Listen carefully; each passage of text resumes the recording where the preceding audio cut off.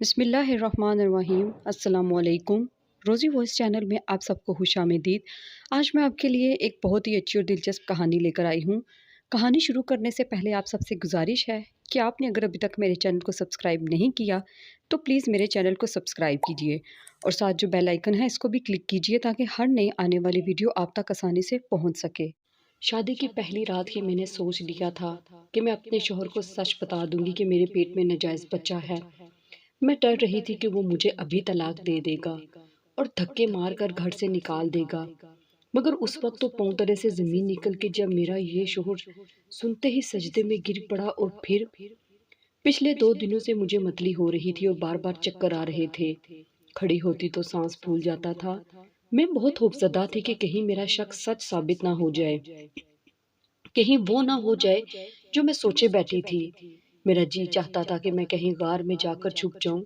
میں اپنی بدنامی نہیں چاہتی تھی، اس لیے سارا دن کمرے میں اندھیرا کر کے لیٹی رہتی تھی اور گھر والوں سے چھپ چھپ کر روتی تھی۔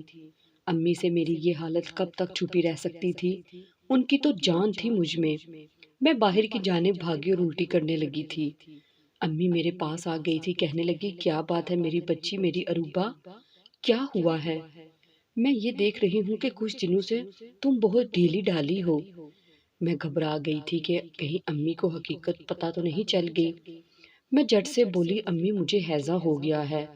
بھابھی پاس سے گزری تو کہنے لگی ایسی عمر میں لڑکیوں کو جو ہیضے ہوتے ہیں نا، اس سے جگ بھر میں خاندان کی رسوائی ہو جایا کرتی ہے۔ میری تو یہی دعا ہے کہ اللہ میرے شوہر کی عزت کی حفاظت کرے۔ بھابھی کی بات سن کر امی کے ماتھے پر بل پڑ گئے تھے۔ وہ جلدی سے پیچھے کی جانب مڑی تھی اور بولی یہ کیا بکواس کر رہی ہو تم؟ تمہیں ذرا شرم نہیں آتی میری معصوم بچی کے بارے میں اتنا گھٹیا خیالات کا اظہار کرتے ہوئے؟ بھابھی بھی کہاں کسی سے دبتی تھی۔ جب سے بھائی بھابھی کے نیچے لگے تھے وہ ہم سب کو بھی نیچے لگانے پر تلی ہوئی تھی۔ بھابھی کہنے لگی آپ کی بیٹی کون سا دودھ کی دلی ہے، میں اس کے سارے کرتوتوں سے آگاہ ہوں۔ یہ جو رات بھر کان سے فون لگا کر رکھتی ہے، مجھے بھی بتائیں کس سے باتیں کرتی ہے؟ میری امی بھی ہاتھ نچا نچا کر بولی ہمارے گھرانے کی لڑکیاں تم جیسی لوگوں جیسی نہیں ہیں۔ الحمدللہ ہم ایک بہت شریف گھرانے سے تعلق رکھتے ہیں۔ کیا میں نہیں جانتی تمہاری بڑی بہن نے گھر سے بھاگ کر شادی کی تھی اور پھر تم نے بھی میرے معصوم ریاض کو اپنے جال میں پھنسا لیا تھا کہ وہ تمہارے علاوہ کسی کی شکل دیکھنے کا بھی روادار نہیں تھا۔ اس نے مجھ سے صاف کہہ دیا تھا کہ امی میری شادی ہوگی تو فہرہ سے ہوگی، نہیں تو میں خودکشی کر لوں گا۔ مجھے تو آج تک یہ نہیں پتا چلا کہ اس نے تم میں دیکھا کیا ہے، کالی کلوٹی چپٹے ناک والی موٹی مرغی ہو تم۔ امی نے اب بھابھی کی جسامت پر اٹیک کیا تو ان کی رنگت اڑ گئی۔ انہوں نے جلدی سے آس پاس نظر دوڑائی کہ کسی نے یہ القابات تو نہیں سن لیے۔ خیر وہ کہنے لگی جو بھی تھا اپنے حق حلال شوہر کے بچے جنے ہیں، میری تو یہی خواہش ہے کہ اللہ اس کو بھی ہدایت دے۔ تب اماں کہنے لگی کہاں ہے تیرے حق حلال کے بچے، مجھے بھی دکھاؤ۔ ایک بھی زندہ بچے کو تم نے جنم نہیں دیا، تمہاری زبان تمہارے بچوں کو کھا جاتی ہے۔ کاش تو ایک اچھی عورت ہوتی تو اللہ تجھ پر رحم کرتا اور میرے ریاض کے گھر میں بھی بچے پیدا ہوتے۔ بھابھی کو پسینہ آ گیا تھا اور میں نے محسوس کیا تھا کہ ان کی آنکھیں بھی بھیگ گئی ہیں۔ وہ جلدی سے اپنے کمرے کی جانب بڑھ گئی۔ تب امی میری جانب متوجہ ہوئی تھی، وہ کہنے لگی چلو آج میں تمہیں ڈاکٹر کے پاس لے چلوں، اس ہیضے سے تمہارا منہ کس قدر پتلا ہو گیا ہے، مجھ سے تو تمہاری یہ حالت دیکھی ہی نہیں جاتی۔ میں نے جلدی سے امی سے اپنا بازو چھڑایا تھا۔ میں بولی نہیں امی مجھے ڈاکٹر کے پاس نہیں جانا، وہ مجھے کڑوی دوائیں دے گا۔ خیر اب تو میں ویسے بھی ٹھیک ہو گئی ہوں، میرے چہرے سے یہ پتہ نہیں کیا ہو گیا ہے، میرے چہرے سے پتہ نہیں چلتا۔ امی کہنے لگی چلو تم اپنے کمرے میں جاؤ، میں تمہارے لیے کھانا لے کر آتی ہوں۔ میں اپنے کمرے میں چلی گئی تھی، بستر پر لیٹ گئی تو میری آنکھوں سے آنسو گرنے لگے تھے۔ میں سوچنے لگی تھی کہ کاش بھائی نے امی کی بات مان لی ہوتی اور فہرہ بھابھی سے شادی نہ کی ہوتی۔ بھابھی کا گرانا اچھا نہیں تھا، یہ عجیب قسم کے لوگ تھے۔ ان کے گھرانے میں کسی قسم کی کوئی روک ٹوک نہیں تھی، لڑکیوں کے معشوقوں کے متعلق والدین کو بھی علم ہوتا تھا، بلکہ وہ تو اس کام میں اپنی بیٹیوں کا ساتھ دیتے تھے اور ان سے تلقین کیا کرتے تھے کہ جتنا پیسہ ان عاشقوں سے اینٹ ہوتا ہے اینٹ لیا جائے۔ ان کے گھر کے مرد بھی ایسے ہی تھے، مجھے سب کچھ معلوم تھا۔ میں بھابھی کی زبان کی تیزی سے پہلے دن سے واقف تھی۔ ایک بار بھابھی کے ساتھ ان کے گھر دعوت پر گئی تو میں نے ان کے گھر کے حالات بھی دیکھ لیے تھے۔ عجیب ہستا حال گھر، بے روزگار بھائی جو سارا دن چرپائیوں پر پڑے اونگتے رہتے تھے۔ نہ جانے پھر بھی میں نے اپنی زندگی کے ساتھ اتنا بڑا کھلواڑ کیسے کر لیا تھا، نہ جانے میں نے خود کو تباہ کیسے کر لیا۔ امی میرے لیے کھانا لے کر آئی تو میں ایسے ٹوٹ پڑی جیسے 2 دن کی بھوکی تھی، کیونکہ مجھے جب سے متلی آنے لگی تھی بھوک بھی بہت زیادہ لگتی تھی۔ امی میرے سر پر پیار دے کر میرے کمرے سے باہر چلی گئی۔ میں بہت تھکی ہوئی تھی، کچھ کیا بھی نہیں تھا اور یہ تھکان مجھ پر حاوی ہو گئی۔ میں جانتی تھی آج شام جب بھائی گھر پر آئیں گے تو بھابھی خوب واویلا کریں گی، پھر بھائی بھی اپنی بیوی کی خاطر میری ماں سے بدتمیزی کریں گے۔ میں رونے لگی تھی کہ کاش میرا باپ زندہ ہوتا تو شاید ہم ماں بیٹی پر یہ دن نہ آتا۔ امی کو بھی علم تھا کہ ریاض نے گھر آتے ہی لڑنا شروع کر دینا ہے، اس لیے انہوں نے بھی مغرب سے پہلے ہی روٹی کھا لی تھی کہ جلدی کھانا کھا لینا بہرحال رات پر بھوکے رہنے سے بہتر تھا۔ میں اپنے کمرے میں لیٹی سوکھتی چلی جا رہی تھی کیونکہ بات مجھ سے شروع ہونا تھی کہ اروبا متلی کر رہی تھی۔ پھر بھابھی نے وہی الفاظ دہرانے تھے جو امی کے آگے دہرائے تھے۔ بس مجھے ڈر اس بات کا تھا کہ کہیں بھائی مجھے زبردستی ہسپتال نہ لے جائے، میں کیا کروں گی جب میری حقیقت سب کے سامنے آ جائے گی۔ خیر قیامت کی گھڑی آ گئی تھی۔ بھائی گھر داخل ہوئے، امی کو سلام کیا اور پھر اپنے کمرے میں چلے گئے۔ تھوڑی دیر بعد ہی وہ غصے سے آگ بگولا ہوئے باہر آئے۔ میں اپنے کمرے کی کھڑکی سے یہ سارا منظر دیکھ رہی تھی۔ بھائی بدتمیزی کے موڈ میں لگ رہے تھے۔ وہ کہنے لگے امی آپ نے فاہرہ کا جینا کیوں حرام کا رکھا ہے؟ ہماری شادی کو 5 سال ہو گئے ہیں، اب تو آپ اسے بہو کے طور پر قبول کر لیں، یا پھر آپ ایسا کریں اروبا کو ساتھ لے جائیں ماموں کے گھر، وہاں رہنے لگیں۔ اگر آپ کو میری بیوی اتنی ہی بری لگتی ہے تو پھر ہمارے ساتھ رہنے کا کیا فائدہ؟ بھائی نے ڈکے چپے الفاظ میں امی کو گھر سے نکل جانے کا کہہ دیا۔ امی غصے سے بولی بکواس بند کرو ریاض، یہ گھر تیرے باپ نے بنایا تھا، فاہرہ کے باپ نے نہیں۔ یہ گھر میرے نام پر ہے، میں چاہوں تو ابھی تم دونوں کو گھر سے نکال سکتی ہوں، اور ہاں اگر مجھے اپنی نسل کی فکر ہے تو اس میں برا کیا ہے؟ تیری بیوی مردہ بچے جنتی ہے تو کیا مجھے حق نہیں ہے پوتے پوتیاں دیکھنے کا؟ ریاض ابھی بھی وقت ہے، دوسری شادی کر لے، کب تک تو بچوں کے لیے ترستا رہے گا؟ بھابھی امی کی بات سن کر کانپ گئی تھی۔ وہ کہنے لگی بڈھی ہو گئی ہو پھر بھی لوگوں کے گھروں میں آگ لگانے کے علاوہ کوئی کام نہیں ہے، کچھ تو شرم کرو۔ تب بھائی نے پیچھے مڑ کر اپنی بیوی کی جانب دیکھا۔ وہ کہنے لگے ہاں فاہرہ امی ٹھیک کہتی ہے، میں بچوں کی خاطر ترستا رہتا ہوں، میری تو یہی دعا ہے کہ تم مجھے باپ کے عہدے پر فائز کر دو، نہیں تو مجھے پھر اولاد کی خاطر کروا گھونٹ پینا پڑے گا۔ بھابھی یہ بات سن کر پھوٹ پھوٹ کر رونے لگی اور واویلا کرنے لگی کہ یا اللہ ایسی زندگی سے تو بہتر ہے تو مجھے موت ہی دے دے۔ میں نے ساری زندگی اپنے شوہر سے وفا کی اور اس کا صلہ مجھے یہ ملا۔ اب بھائی اور بھابھی آپس میں الجھ رہے تھے۔ امی تو اپنا دامن جھاڑ کر اپنے کمرے میں چلی گئی۔ میں سمجھ گئی تھی کہ اولاد بھابھی کی کمزوری ہے، وہ عورت کو کسی چیز سے نہیں، یہ عورت کسی چیز سے نہیں دبتی۔ وہ اس لفظ سے ڈر گئی، وہ گھبرا گئی تھی کہ کہیں میرا شوہر دوسری شادی نہ کر لے۔ خیر میں سوچنے لگی کہ کہیں لوگ اولاد کے لیے ترس رہے ہیں تو کہیں کسی کنواری لڑکی کے بطن میں حرام کا بچہ پل رہا ہوتا ہے۔ یہ زندگی ہے، اس میں ایسا ہی ہوتا ہے۔ خیر میرا دل اب بھی گھبرا رہا تھا، متلی ہو رہی تھی۔ میں لیمو چاٹتی رہ گئی تھی کہ کہیں تو میرا دل ٹھیک ہو، اگر پھر سے متلی ہو گئی تو امی مجھے ڈاکٹر کے پاس لے جا کر ہی چھوڑیں گی۔ مجھے یہ چیزیں کسی کے روکنے پر رکتی تو نہیں ہیں۔ ہوا کچھ یوں کہ صبح ناشتے سے پہلے بھی مجھے متلی ہوتی رہی، اور آج تو بس حد ہی ہو گئی۔ بھابھی بھی امی کو تپانے لگی کہ کیسی عورت ہے جسے اپنی جوان بیٹی کی طبیعت خراب ہونے کی کوئی پرواہ ہی نہیں، بس یہ تو صبح سے چادر اوڑھ کر محلے کی سیر کو نکل جاتی ہیں۔ بھابھی نے امی کو للکارا تھا، بس پھر کیا ہوا، امی نے سر پر چادر لی اور مجھے ساتھ گھسیٹتے ہوئے ڈاکٹر کے پاس لے گئی۔ کہنے لگی چلو آج تمہارے لیے دوا ہی لے کر آؤں۔ میں بہت مجبور ہو چکی تھی، جی چاہتا تھا رکشے سے کود کر خودکشی کر لوں۔ میں سارا رستہ روتی رہی۔ امی کہنے لگی بیٹا کیا ہوا ہے، کیوں روتی ہو؟ میں بولی امی مجھے معاف کر دینا۔ امی کا بھی ماتھا ٹھنڈا پڑ گیا تھا۔ خیر وہ مجھے ہسپتال لے گئی تو ڈاکٹر بولا آپ کا شوہر کہاں ہے؟ امی نے بڑی گہری نگاہوں سے مجھے دیکھا، میں ہکلا گئی تھی۔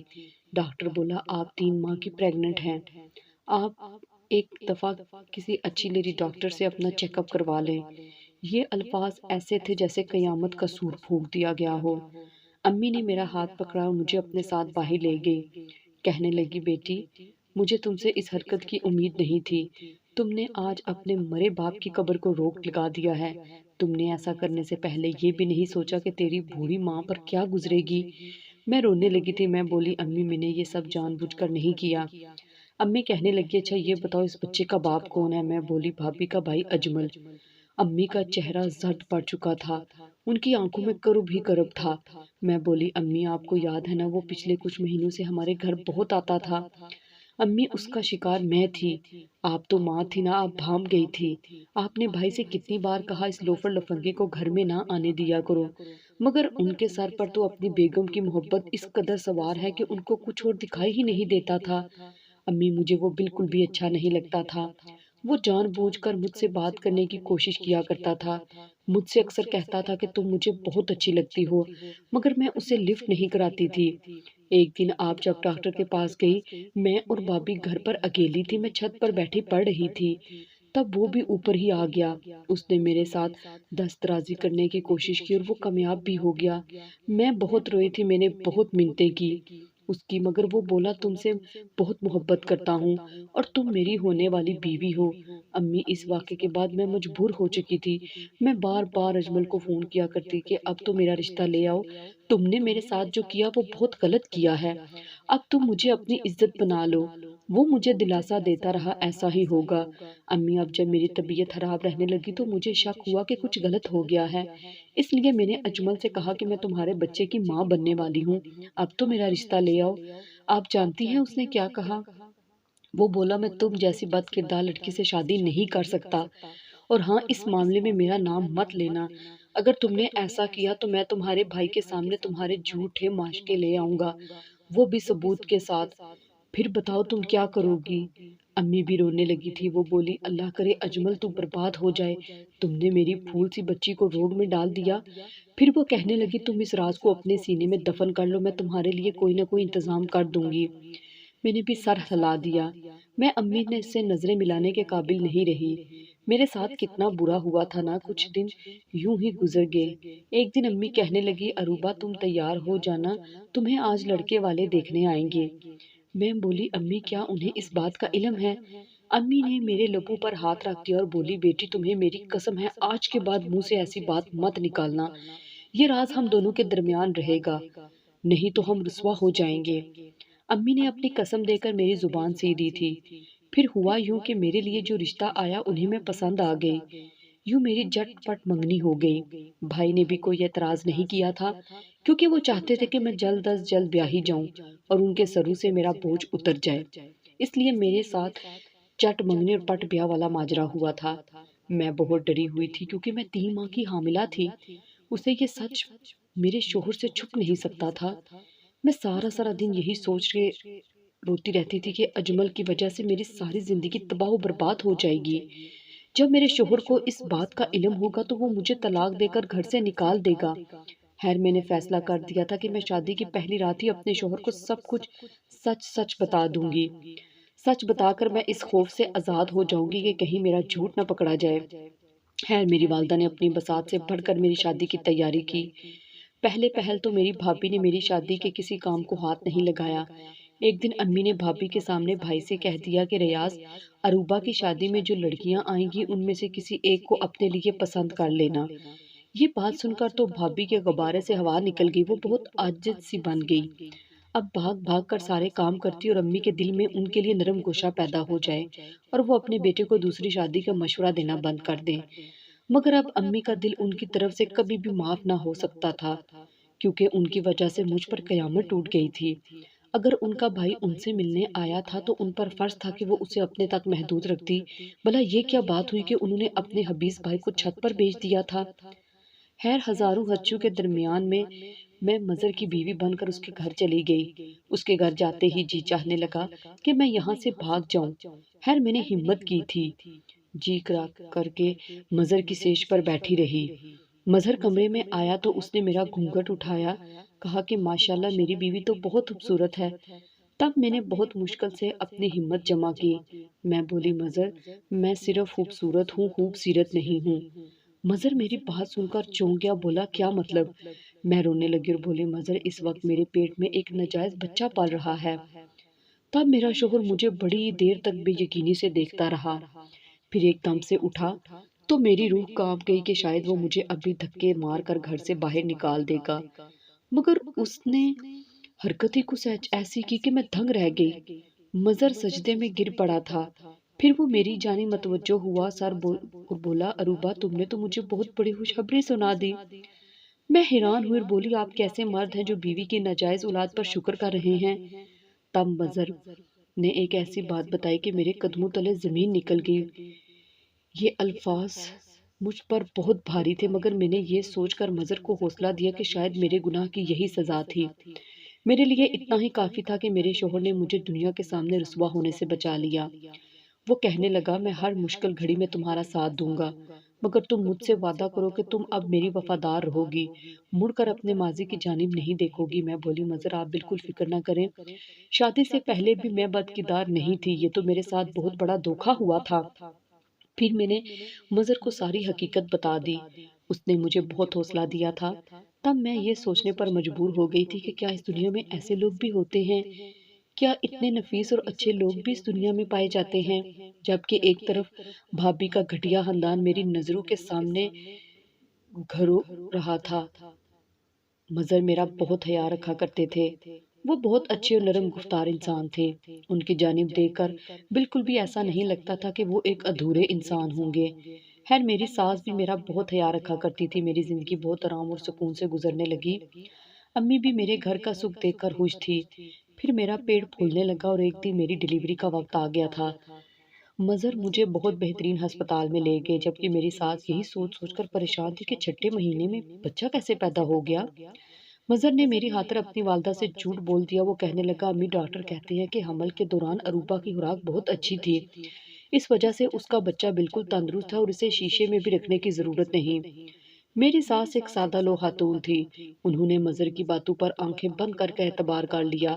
آگے سے مظہر نے اپنی والدہ سے بھی کہہ دیا کہ آپ نے کوشش کرنی ہے کہ اس بچے کے متعلق ابھی کسی کو پتہ نہ چلے، یہ اپنے مقررہ وقت سے پہلے پیدا ہوا ہے، اگر لوگوں کو پتہ چلے گا تو وہ اسے دیکھنے کے لیے آئیں گے اور اس طرح بچے کو جراثیم لگ سکتے ہیں، بچے کی جان کو خطرہ بھی ہو سکتا ہے۔ میری ساس نے میرے شوہر کی بات مان لی۔ اللہ کا لاکھ لاکھ شکر ہے کہ میرا بیٹا مجھ پر گیا تھا، اس میں اجمل کی ذرا سی بھی جھلک نہیں آتی تھی، اگر وہ اجمل جیسا ہوتا تو شاید میں اسے پیار نہ دے پاتی۔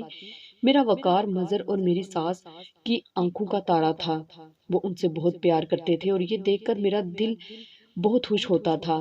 اب وقار خیر سے 3 ماہ کا ہو گیا، مگر اب میری طبیعت بہت زیادہ خراب رہنے لگی تھی، شاید مجھے بہت کمزوری ہو گئی تھی، مگر میری ساس میری یہ حالت دیکھ کر کہنے لگی بہو وقار کے ساتھ کھیلنے والا آنے والا ہے۔ یہ بات سن کر تو میری جان ہی حلق میں پھنس گئی۔ میں بولی نہیں آنٹی ایسا نہیں ہو سکتا۔ وہ کہنے لگی کیوں نہیں ہو سکتا، میری تو آنکھیں ہی الٹرا ساؤنڈ مشین ہے۔ پھر انہوں نے مجھ سے چوری چھپے گھر میں دائی کو بلوایا، اس نے میری ساس کے خدشات کی تصدیق کر دی، میں حمل سے تھی، یہ خبر مجھ پر بجلی بن کر ٹوٹی تھی، کیونکہ شادی کی پہلی رات ہی مجھے مظہر نے یہ بتایا تھا کہ وہ باپ بننے کی صلاحیت سے محروم ہے اور اسی وجہ سے اس نے میری ناجائز اولاد کو بھی قبول کر لیا تھا۔ اب جب یہ بات مظہر کو پتہ چلی کہ میں دوبارہ سے حاملہ ہوں تو میری طلاق پکی تھی، میں بہت پریشان تھی۔ ظاہری سی بات ہے مظہر میرے کردار پر شک کرتا اور مجھ سے کہہ دیتا کہ تم تو ہو ہی بد کردار، حالانکہ ایسا بالکل بھی نہیں تھا۔ خیر میں بہت پریشان تھی۔ رات ہوئی تو مظہر کام سے واپس آ گیا، جبکہ میں اپنے کمرے میں دبکی ہوئی بیٹھی ہوئی تھی۔ مظہر کمرے میں آیا اور بولا کیا بات ہے اروبہ تمہاری طبیعت تو ٹھیک ہے نا؟ میں رونے لگی، میں بہت زیادہ رونے لگی تھی، میں نے خود کو اپنے شوہر کے قدموں میں گرا لیا تھا اور بولی میں بے قصور ہوں، مجھے معاف کر دو، میں نے آپ کے ساتھ کوئی خیانت نہیں کی۔ مظہر بہت پریشان ہو چکا تھا، اس نے میرا ہاتھ پکڑ کر مجھے اٹھایا اور بستر پر بٹھا دیا اور بولا مجھے بتاؤ کیا بات ہے؟ میں روتے ہوئے بولی کہ میں پھر سے حاملہ ہو گئی ہوں، مگر میں نے آپ کے ساتھ کوئی خیانت نہیں کی۔ میرا شوہر میری بات سن کر مسکرا دیا، اس نے میرے سر پر ہلکی سی چپت لگائی اور بولا یہ کیا بات ہوئی پگلی، یہ تو خوشی کی بات ہے۔ پھر میرے شوہر نے ایک ایسی بات بتائی کہ میں پریشان ہو گئی۔ وہ بولا اروبہ اللہ کا شکر ہے کہ مجھ میں کسی چیز کی کوئی کمی نہیں ہے، میں ایک مکمل انسان ہوں، میں نے شادی کی رات تم سے جھوٹ بولا تھا فقط اس لیے تاکہ تم خود کو کوئی نقصان نہ پہنچا لو۔